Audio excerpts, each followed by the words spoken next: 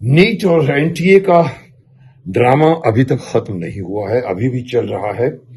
अपने पिछले वीडियो में मैंने ये बात पॉइंट आउट की थी कि अगर एक पेपर, किसी टेस्ट का पेपर अगर जिसमें पूरे देश के लोग अगर पार्टिसिपेट कर रहे हैं, एग्जाम देने बैठे हैं, उसमें कोई पेपर लीक हो जाता है तो उसका परिणाम हजारों लाखों स्टूडेंट्स को भरना पड़ता है। उनका परिणाम उनको उनको झेलना पड़ता है, क्योंकि कुछ लोग चीटिंग करके आगे निकल जाते हैं और जो ऑनेस्ट आदमी है पीछे पड़ते हैं। अभी भी मुझे समझ में नहीं आ रहा है कि अभी भी क्यों सरकार इसके अंदर थोड़ी सी धीमी गति से कार्यवाही कर रही है।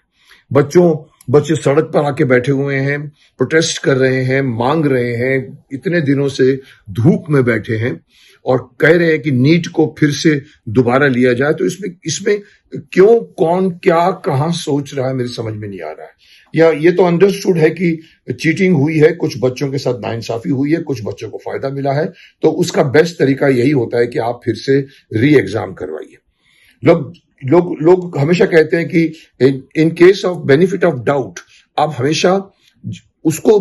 मौका दीजिए जिसकी वजह से जिसको लॉस हो रहा है। तो अगर यहां बच्चों को लॉस हो रहा है, दिख रहा है, तो मेरी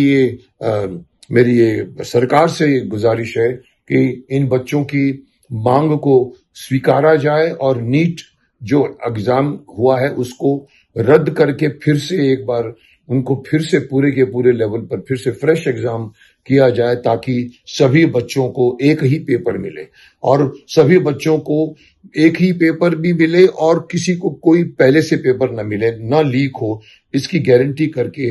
पढ़ने वाला आगे जाएगा, नहीं पढ़ने वाला उसका खुद का रिजल्ट मालूम पड़ जाएगा। सबसे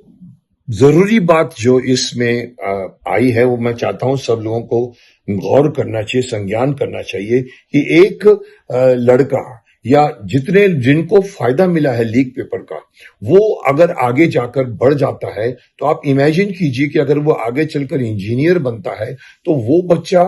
क्या करेगा। देश के पुल कैसे टूटेंगे, जो आपको आजकल दिख रहे हैं, बिहार में पुल टूट रहे हैं, आपको मालूम पड़ेगा कि देश का कितना नुकसान कर सकते हैं वो जो क्वालिफाइड इंजीनियर नहीं है,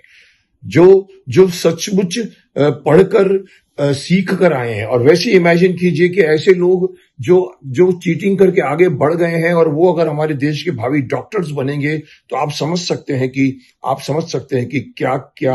हो सकता है, क्या क्या लोगों को नुकसान पहुंच सकता है एक ऐसे डॉक्टर से जिसने पूरी पढ़ाई नहीं की हो।